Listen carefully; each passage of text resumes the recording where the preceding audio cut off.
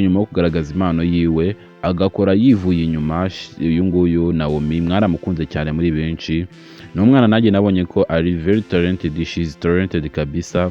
Yarankomye nyuma ya Gervais, nanjye nasubiye inyuma neza nsanga iyi video na Naomi nawe abizi kabisa.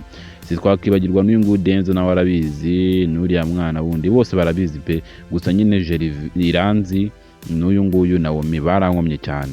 Bankomye gute rero? Utagira ngo bano bana ni ibintu biza bakabibazaho nyine, bano bana bafite n'impano, gusa bano bana baranakora cyane pe, ntabwo ari kwa kundi umuntu aza ngo bamufashe ngo baramufashije ngo aragiye bamwisha buri kimwe cyose. Oya, bano bana baravunika barakora, ndaje mbereke muri studio ukuntu bimugora.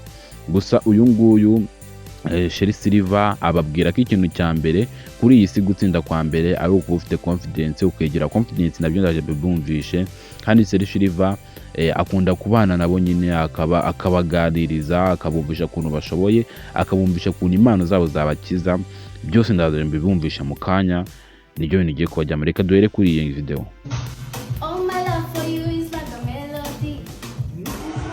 It's like a melody.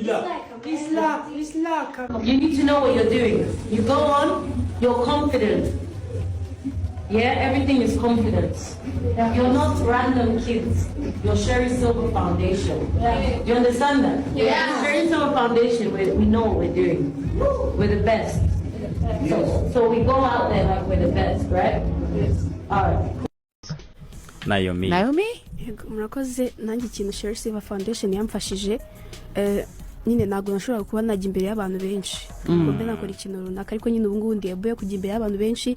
Ikindi nyine hari n'abandi bantu nafasha mu bijyanye no kuririmba, kubyina, nyine nkaba nawe nagira ahantu mukuru nkagira nawe mugeze. Yego. Ariko Naomi njye ndaza kuzungira inama z'ubuzima, uziko witwara nk'umukobwa mukuru. Gweno tubwiye. Ndabakunda cyane rero yo kugenda ukoze subscribe, n'abamungu wanyu Iradukunda Jiva. Ciao ciao.